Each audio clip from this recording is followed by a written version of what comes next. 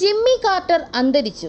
അമേരിക്കയുടെ 39ാം പ്രസിഡന്റും 100 വയസ്സ് തികയ്ക്കുന്ന ആദ്യ അമേരിക്കൻ പ്രസിഡന്റുമാണ് ജിമ്മി കാർട്ടർ. ശക്തമായ സമർത്ഥനായ നേതാവായിരുന്നുവെന്ന് അമേരിക്കൻ ജനതയെ ബോധ്യപ്പെടുത്താനായില്ല എന്നായിരുന്നു 1991 ഒരു ഡോക്യുമെന്ററിയിൽ ജിമ്മി കാർട്ടർ തന്റെ പ്രസിഡന്റ് സ്ഥാനത്തെക്കുറിച്ച് പറഞ്ഞത്. ഞാൻ എപ്പോഴെങ്കിലും നിങ്ങളോട് കള്ളം പറയുകയാണെങ്കിൽ, തെറ്റിദ്ധരിപ്പിക്കുന്ന പ്രസ്താവന നടത്തിയാൽ എനിക്ക് വോട്ട് ചെയ്യരുതെന്ന അദ്ദേഹത്തിന്റെ തെരഞ്ഞെടുപ്പ് കാലത്തെ പ്രസ്താവന പ്രശസ്തമാണ്.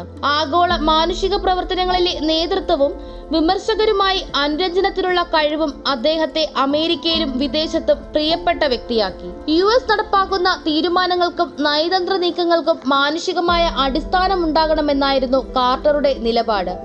വിദേശ നയങ്ങളുടെ ആത്മാവ് തന്നെ മനുഷ്യാവകാശമാകണമെന്നും അദ്ദേഹം ശഠിച്ചു.